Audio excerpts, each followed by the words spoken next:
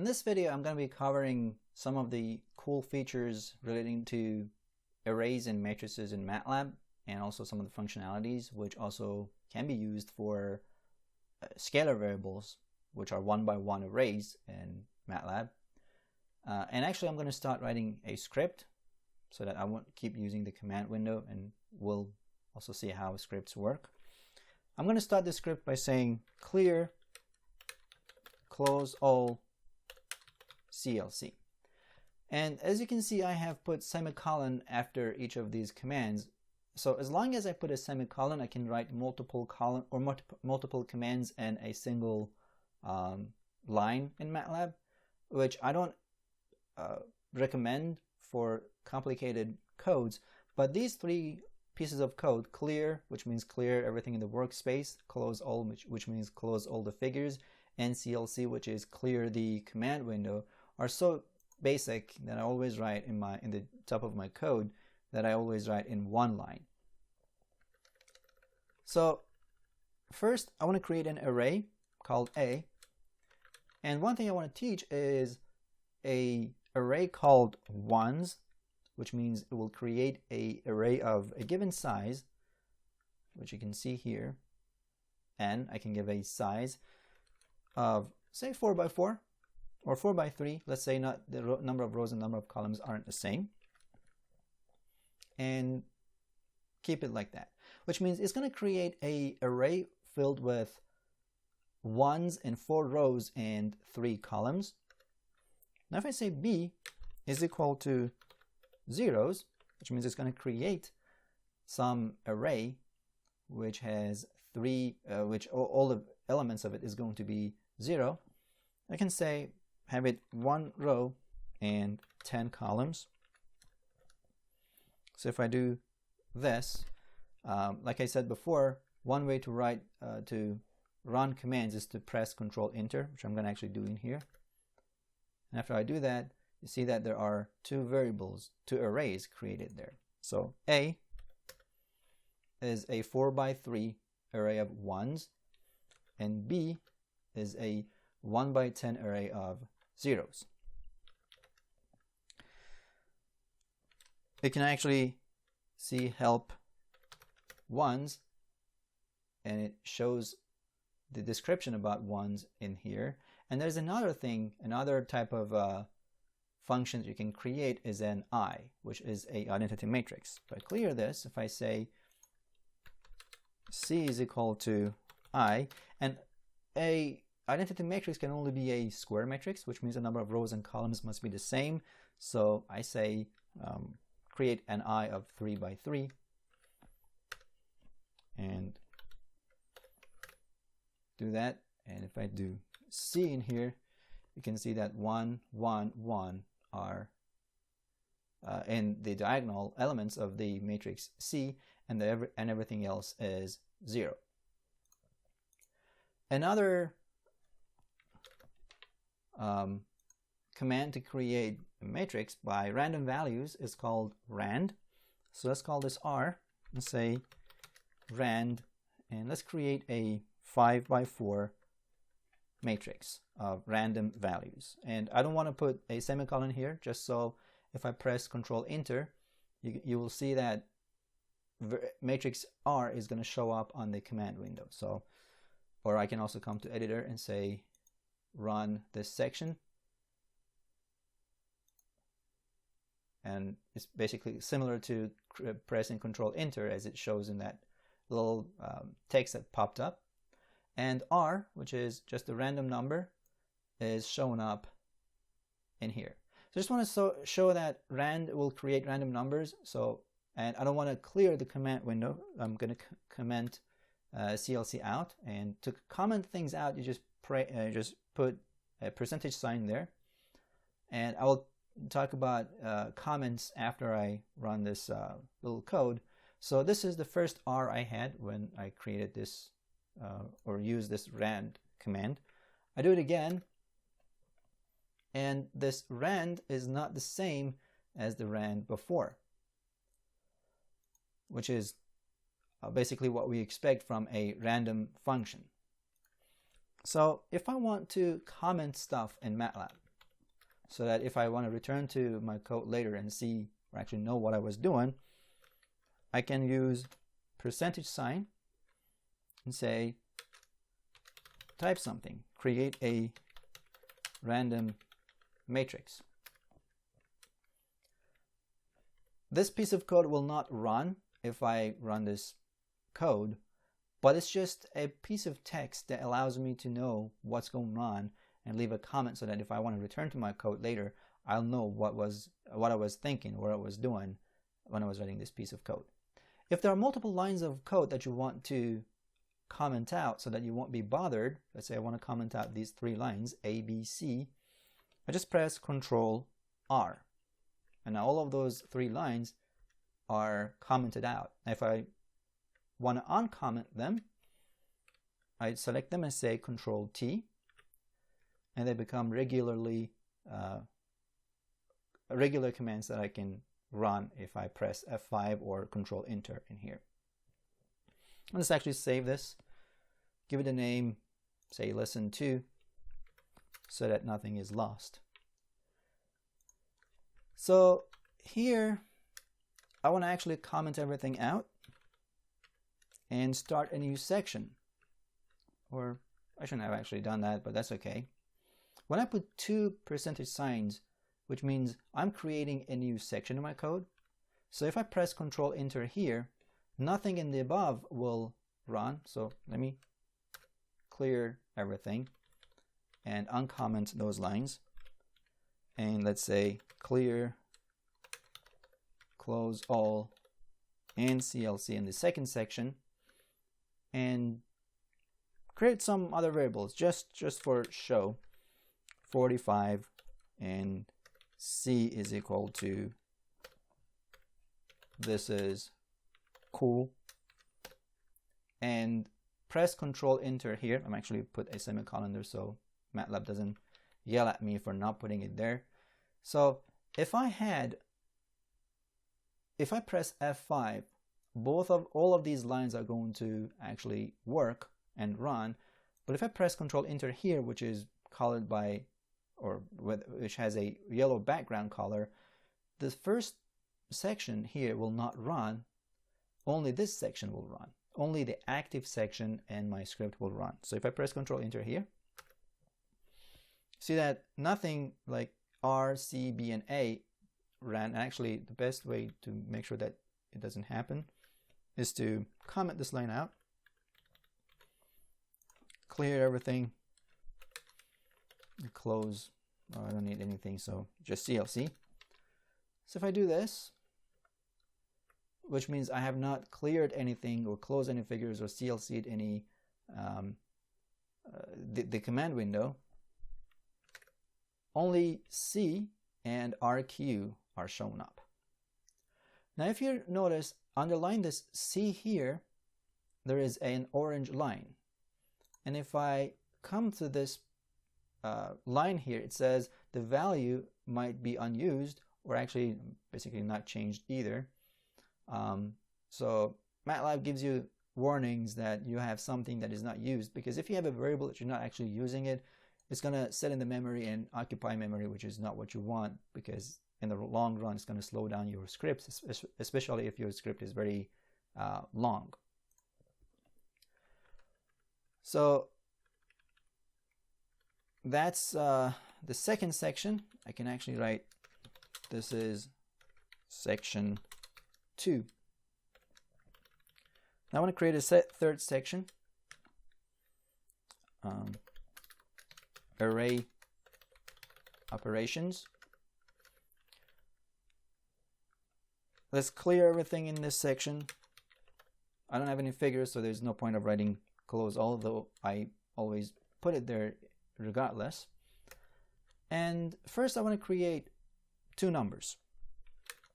A is equal to 2, B is equal to 3.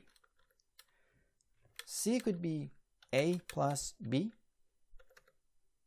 D could be A minus B, E, A multiplied by B, and F is equal to A divided by B. And let me remove the semicolon. So if I run this piece of code, you will see what happens. So C, which is A plus B, is equal to 2 plus 3, 5. D is equal to A minus B, minus 1, 2 minus 3. E is equal to A times B, is equal to 6. And F is equal to A divided by B, which means 0.6667. Basic, very intuitive way of operating based on scalar variables like A and B that I created earlier. And there is a function called mode, and it takes two numbers. So if I call M in here, say mode 2 and 3, it gives me the remainder of division of A over B. So let's call help mod, shows modulus after division. And because, let me actually do this and see what happens. It says the remainder is 2 because 2 is less than 3, but let's change this, 3 to 2, or actually B to A, and it should give me 1, because if you divide 3 by 2, the division should give you 1, and that's what we got in here. M is equal to 1. So these are the basic operations that you can do with variables. Actually, there's another thing that you can do. P is equal to A to the power of B. So we can actually bring a number to a different power. Let me put semicolons in front of those lines. So the only thing I want to print is variable P, which means A to the power of B. 2 to the power of 3 should give me 8. So if I run this, control enter, P is equal to 8. This was not actually array operations, but now let's clear these lines. Or what I'm actually going to do is put a semicolon here and make them all commented out. If I run this, everything is cleared. Now I want to create an array. A is equal to a random. I can populate this array with any numbers, but right now I just want to use a random 5 by 1, so 5 rows and 1 column array. And if I want to add two numbers or two arrays, their order must be the same. So B should also be another variable or another array with the same exact size if I want to be able to add them. Now C is equal to A plus B, and D is equal to A minus B. That's how you can multiply or add and subtract two arrays. Let me remove these, and this should be actually B. So if I just run this piece of code, see that an A is created, and then B, and if you add the A and B together, basically 0.4984 plus 0.7513, this is the value you will get, and it will just add all the numbers. Actually, for it to be more visible in here, let me change their order from 5 to 1 to 1 to 5. Now you can see better how the values are actually shaped. So I have 5 numbers for my A and 5 numbers for my B, and I've done summation and subtraction. If I want to multiply arrays, though, it's not as easy as this. For the two matrices to be able to multiply, the inner parts of the orders must be the same. So basically, if I wanted to say D or E is equal to A times B, what I need is that number of rows or number of columns in A must be equal to number of rows in B.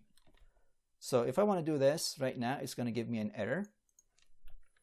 It says the incorrect dimensions for matrix multiplication because they're both 5 and 1. So if I say whose AB, 1 and 5. However, if I transpose this F, so if I say BT is equal to transpose, now that becomes a 5 by 1. So whose BT is a 5 by 1. I can multiply that by matrix by the array A. Now, let me clear everything and say whose A and B, or whose A, B, and BT. I want to multiply A with BT. The number of rows in A is 1. The number of columns is 5 for A. The number of columns, the number of rows in BT is 5, and the number of rows in BT is 1. So if I multiply A by BT, the order of the newly created array will be the number of rows of A time and the number of columns of B, which is 1 by 1, is going to create a scalar. So let me do that actually here. BT is equal to B transpose. And instead of doing that, I do this and remove the semicolon there. If I do that, E becomes a scalar number. So that's how you multiply two matrices. However, if I wanted to do a dot multiply, so F is equal to A dot multiply by B, things would be a little bit different. And let me actually keep A and B because they're randomly created every time.